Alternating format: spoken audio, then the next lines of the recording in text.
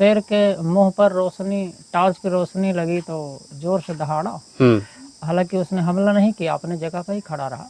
को डर लगा जरा तो भागे। भागने से घबराहट में पैर लड़खड़ाती है ना, पैर लड़खड़ाने से गिर पड़े। गिरने के बाद भी शेर ने अटैक नहीं किया। चारों तरफ से आपको बीहड़ घनघोर जंगलों के दृश्य देखने को मिलेंगे। गृहस्थ आश्रम में रहने वाले के लिए बाह्य वैराग्य की जरूरत नहीं है, सन्यासियों जैसा। गृहस्थ आश्रम में घर में रहने वालों के लिए आसक्ति और कामना का त्याग करके अपने कर्तव्य का पालन करते हुए घर में रहते हुए भी। दोस्तों आज आपको लेकर आए हैं चित्रकूट से लगभग 120 किलोमीटर दूर मध्य प्रदेश के सतना जिले के अंदर। अभी हम बीहड़ घनघोर जंगलों के अंदर खड़े हैं। आप देख सकते हैं कितना बीहड़ और ख़तरनाक जंगल है। और इस तरह के जंगल में एक महात्मा वर्षों से कुटी बनाकर भजन साधना करते आ रहे हैं। तो आज आपको उनके दर्शन कराने वाले हैं। आप लोगों को साधु संतों के दर्शन कराते हैं जो दूर दराज के इलाकों में, पहाड़ों में, कंदराओं में और गुफाओं में रहकर वर्षों से भजन साधना करते आ रहे हैं। तो आइए दोस्तों आगे चलते हैं। देखिए दोस्तों, जहाँ तक आपकी नज़र जाएगी आपको बीहड़ घनघोर जंगलों के ही दृश्य देखने को मिलेंगे। काफ़ी बड़े बड़े पेड़ पौधे और यहाँ पर जो है जंगली फूलों की खुशबू आ रही है, बहुत अच्छी।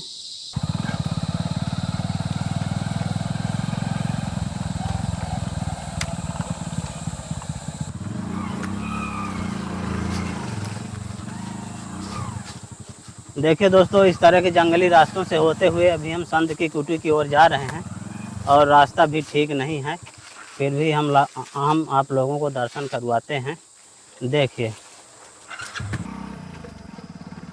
दोस्तों कितना खूंखार जंगल है। हमें रास्ते में इस तरह की नदी मिली है जो झरनों का पानी है, पहाड़ों का बहता हुआ जा रहा है। और अभी हम इसको क्रॉस करके जा रहे हैं और आगे। सीताराम अंकल जी, सीताराम। कहाँ से आए भैया? नहीं चिरैया मानिकपुर। नहीं चिरैया मानिकपुर। यहाँ से कितना पड़ता है? यहाँ से होगा करीब 12 किलोमीटर। 12। महाराज जी की कुटिया किधर है? ये बस ऊपर ही है, यहाँ से 200-250 मीटर है। 250 मीटर यहाँ से। तो कब से यहाँ पर महाराज जी रह रहे हैं? यहाँ तो अब मतलब हमें तो मतलब जब से हम ध्यान है, मतलब याद है जब से आ ही रहे हैं। और बाकी तो ये बता सकते। और हनुमान जी का मंदिर भी है यहाँ पर? हाँ मंदिर है। अच्छा, तो महाराज जी अकेले रहते हैं? हाँ।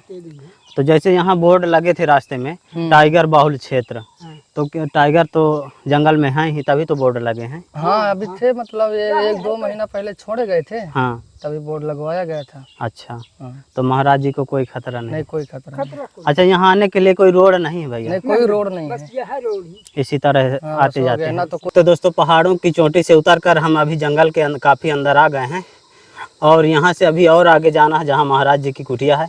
तो आइए चलते हैं दोस्तों, आइए।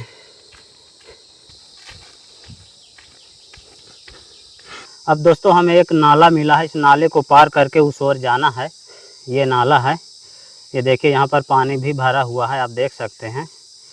तो इस नाले को पार कर अभी हम ऊपर दूसरी ओर संत की कुटी की ओर जा रहे हैं। बड़े बड़े चूल्हा बने हैं, यहाँ पर श्रद्धालु लोग प्रसाद बनाते हैं और संत महात्मा के दर्शन करते हैं और फिर वापस चले जाते हैं। देखिए दोस्तों, ये झरनों का पानी पहाड़ों से बहता हुआ आ रहा है। यहाँ पर बड़ी बड़ी चट्टानें देखने को मिलती हैं और महाराज जी की कुटिया भी ऊपर है। तो फाइनली दोस्तों हम कुटिया के काफ़ी नज़दीक आ गए हैं और ये देखिए महाराज जी की कुटिया दिखाई दे रही है जो पत्थरों से बनी हुई है और चारों तरफ से आपको बीहड़ घनघोर जंगलों के दृश्य देखने को मिलेंगे। फाइनली दोस्तों हम कुटिया के बाहर आ गए हैं और ये महाराज जी की कुटिया है। देखिए पहाड़ी के नीचे महाराज जी की कुटिया काफ़ी गहराई में है और बाहर से कुटिया के चारों तरफ से जाल लगा हुआ है और यहीं से रास्ता है शायद अंदर जाने के लिए। तो दोस्तों महाराज जी आ रहे हैं और महाराज जी का देखो बाउंड्री लगी है। महाराज जी यहाँ पर लाक लगा रहता क्या? अभी कुछ ऐसे तत्व आ जाते हैं जो ऐसे ही डिस्टर्ब करने के लिए। जी जी, तो इसलिए अभी हमने बंद करके रखा है। अच्छा, कोई अंदर ना पाए। हाँ।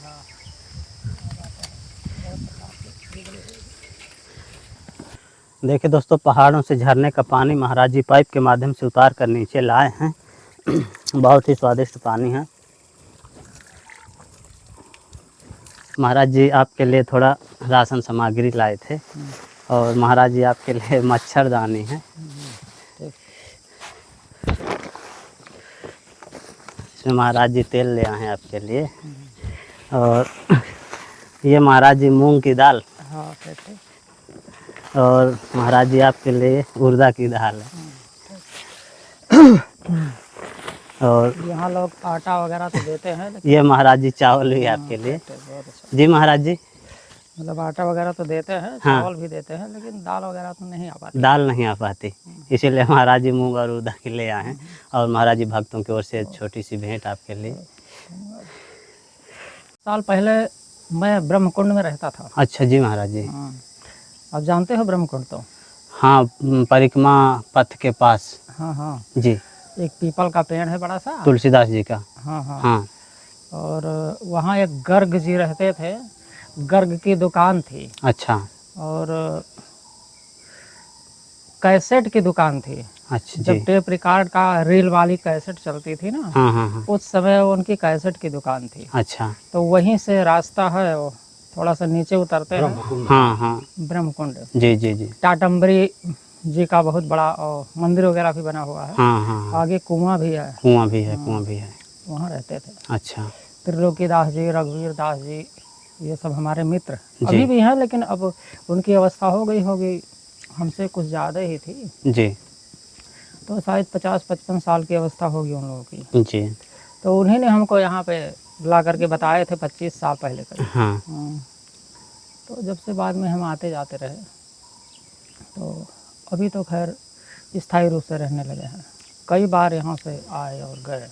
यहाँ महाराज जी जो लोग रहते हैं तो आदिवासी लोग रहते होंगे। आसपास में 10-12 किलोमीटर दूरी पे जो गांव है, हाँ।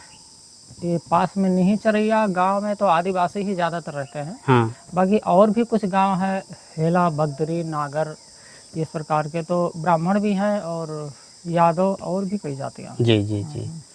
तो आसपास में हैं, आदिवासी तो हैं ज़रूर। तो यहाँ महाराज जी राशन पानी में क्या आटा भर मिलता है? चावल भी ले आते हैं, लेकिन ये दाल वगैरह नहीं ज़्यादा, कभी 100 ग्राम, कोई 50 ग्राम, कोई 200 ग्राम। तो कोटा का चावल ले आते हैं तो ज़रा वो 3rd क्लास का होता है, जी जी जी। ज़रा अनुकूल नहीं पड़ता है। हाँ हाँ। और दाल ये चने की, हम्म। तो ये उतना नहीं अनुकूल पड़ता है। चने की दाल भी कोटा में मिलता है, अच्छा तो महाराज। वही लेके आ जाते हैं। तो दोनों ही दाल और चावल अनुकूल नहीं पड़ता है। कोटा वाली। और महाराज जी इतना एकांत में आप कुटिया बनाए हैं, यहाँ तो टाइगर बाहुल्य क्षेत्र है। आप गए थे शायद, तो उसके पहले, उसके बाद में हमारे एक मित्र आए थे यहाँ पे, साधु जी। तो एक नया शेर छोड़ा गया है। अच्छा। उसी समय शायद आपको बताए थे, जब उन पर अटैक तो नहीं किया था। हाँ। लेकिन सामने से मिल गया था, दहाड़ लगाया था, तो वो डर गए थे। अच्छा। भाग गए थे तो गिर पड़े थे हाँ। भागते वक्त। शायद वो घटना आपको बताए थे या नहीं बताए थे? नहीं बताए थे महाराज जी। हाँ, 1:30 बजे रात को गए थे उधर बाथरूम के लिए। अच्छा। तो वहाँ सामने खड़ा था और उनके शेर के मुंह पर रोशनी, टॉर्च की रोशनी लगी तो जोर से दहाड़ा। हालांकि उसने हमला नहीं किया, अपने जगह पर ही खड़ा रहा। मुझे को डर लगा जरा, तो भागे। भागने से घबराहट में पैर लड़खड़ाती है ना, पैर लड़खड़ाने से गिर पड़े। गिरने के बाद भी शेर ने अटैक नहीं किया जी। तो यहाँ के लोग बताते हैं कि सन 2018 में एक बड़े शेर को और 2 या 3 चीता, तेंदुआ, इनको छोड़ा गया था। अच्छा। तो और तो मर भी गए हैं तेंदुआ, लेकिन एक बड़ा वाला शेर बचा था। और अभी 6 महीना पहले लगभग 2 शेर और छोड़े गए हैं जी। तो वो हैं। अभी 4 दिन पहले वो आया भी था, वो नया जो छोड़ा गया है। जी जी। इस जगह में महाराज जी आपको कितने साल हो गए लगभग? अब की बार आए हों तो हो गए 3.5 साल से कुछ ज़्यादा हुआ है जी। हाँ। और हम करीब 16 साल बाद आए हैं इधर। अब पहले महाराज जी 16 साल कहाँ? उससे गुफा में थे, वहाँ पर जहाँ पर मंदिर। अच्छा, जहाँ हनुमान जी का मंदिर है। जी जी, गुफा में ही रहते थे। अच्छा। तो उस समय जो बदमाश लोग ज़्यादा आते रहते थे इधर, हाँ हाँ। उनके कारण पब्लिक को डर लगता था, आते नहीं थे पब्लिक। तो हमें ये सुविधा थी कि भजन में डिस्टर्ब नहीं होता था जी जी। पब्लिक के। हाँ हाँ, क्योंकि पब्लिक उतनी ज़्यादा नहीं आती थी, हम्म। इसलिए गुफा में रहते थे। वहाँ मंदिर पास में है। अभी तो किसी भी प्रकार का कोई डर नहीं है, इसके कारण पब्लिक अकेला ही व्यक्ति कोई आ जाते हैं। जी जी। तो लेकिन पहले धार्मिक भावना से आते थे, अभी ये जो नए उम्र वाले हैं आते हैं लड़के, जी। ये जरा पिकनिक के तौर पे आते हैं। हाँ हाँ हाँ। पहले आते थे वहाँ हनुमान मंदिर पे, हनुमान जी को चोला चढ़ाते थे जी और पूजा पाठ करते थे, व्रत उपवास रखते थे, जी जी कुछ अनुष्ठान के उद्देश्य से आते थे। जी। अभी तो पिकनिक के तौर पर आते हैं। कई लोग तो इतने ज़्यादा उच्छृंखल कि शराब पी करके आ करके वहाँ सब उटपटांग करते हैं, घूमते हैं। और जो शराब पी करके धार्मिक स्थल पर आए तो उसकी क्या धार्मिक भावना हो सकती है। जी जी। जब सारी वासनाओं से, सभी प्रकार की कामनाओं से, सभी इच्छाओं से जब मुक्त हो जाएंगे तो अपने आप ही मुक्ति मिल जाएगी जी। इसको जीवन मुक्त कहते हैं। और जब धारणा वह बन जाएगी कि हमें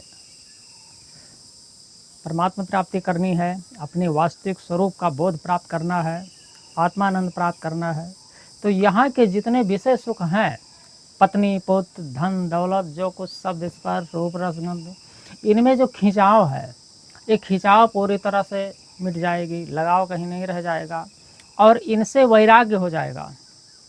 वैराग्य ही मुक्ति का कारण है। जी।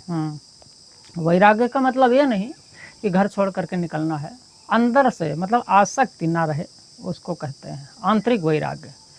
गृहस्थ आश्रम में रहने वाले के लिए बाह्य वैराग्य की ज़रूरत नहीं है, सन्यासियों जैसा। गृहस्थ आश्रम में घर में रहने वालों के लिए आसक्ति और कामना का त्याग करके अपने कर्तव्य का पालन करते हुए घर में रहते हुए भी मुक्त हो सकते हैं। उनके लिए सन्यासी बनने की ज़रूरत नहीं है। एक तो निषिद्ध कर्म नहीं करना है, जो कुछ शास्त्र विहित कर्म करना है उसको भी फल की कामना छोड़ करके कर्तव्य कर्म करना है। अपना कर्तव्य कर्म करते हुए सामने वाले आप हमारे प्रति अपना कर्तव्य करते हैं या नहीं, इसका अपेक्षा नहीं रखना है। अगर दूसरों का कर्तव्य देखेंगे तो अपना कर्तव्य सुचारू रूप से नहीं कर पाएंगे। जी। तो इस प्रकार अगर साधना भजन करते हैं और भगवान को हमेशा अपने साथ अनुभव करना है, मतलब परमात्मा सर्वत्र व्याप्त हैं तो अपने हृदय में विराजमान है, अंदर बाहर सर्वत्र परिपूर्ण है, इस प्रकार दृढ़ विश्वास करना पड़ेगा भगवान की प्राप्ति के लिए और भगवान की कृपा के लिए। और यही सत्य है कि जो कुछ दिखाई दे रहा है सब परमात्मा स्वरूप ही भी है, क्योंकि परमात्मा के 3 प्रकार के स्वरूप माने गए हैं, जिनमें यह संसार भी परमात्मा का विराट स्वरूप है। जो कुछ दिखाई दे रहा है इसको सगुण निराकार कहते हैं। ये संसार परमात्मा का सगुण निराकार स्वरूप है। निर्गुण निराकार जो इतना सूक्ष्म है, जो इस नेत्र से दिखाई नहीं देता लेकिन सर्वत्र व्याप्त है। जी। सगुण साकार जो कभी सृष्टि में जरूरत पड़ने पर अवतार ग्रहण करते हैं, वह सगुण साकार। तो दृढ़ विश्वास पूर्वक विकल्प रहित विश्वास करना पड़ेगा कि परमात्मा हमेशा अपने साथ में है, तभी उनका सरल गति हो सकती है और तभी उनकी कृपा प्राप्त होगी। जी। जब तक पूर्ण विश्वास नहीं करेंगे तब तक कृपा प्राप्त नहीं होगी। और उनकी कृपा होने से ही जो वास्तविक दिव्य ज्ञान है, तत्व ज्ञान जी जी जी रूपी दीपक, वो भगवान ही प्रदान करते हैं वास्तविक ज्ञान। और इस शास्त्र का ज्ञान तो वो परमात्मा के दिए हुए ज्ञान के सामने कुछ भी नहीं है। जी जी वह तो दिव्य ज्ञान है।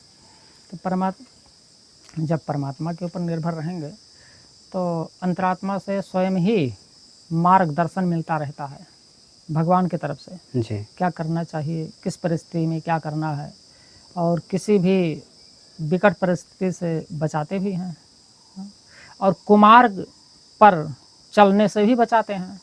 अगर उन पर निर्भर रहते हैं जी। कि भगवान कहीं कुमार पर हमें ना चलने दें, तो इस प्रकार से कल्याण हो जाता है। दोस्तों ये महाराज जी की कुटिया है, आप देख सकते हैं, और ये विशाल पहाड़ है, पहाड़ के नीचे ही महाराज जी की कुटिया है।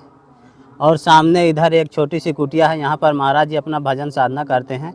और इस कुटिया में जो है भोजन प्रसाद बनाते हैं। और इधर सामने देखिए पानी चल रहा है, झरने का पानी है जो पहाड़ों से पाइप के माध्यम से महाराज जी उतार कर नीचे लाए हैं। चारों तरफ से आपको बीहड़ घनघोर जंगलों के दृश्य देखने को मिलेंगे। और इस तरह के जंगलों में महाराज जी बिल्कुल एकांत में रहकर भजन साधना करते हैं।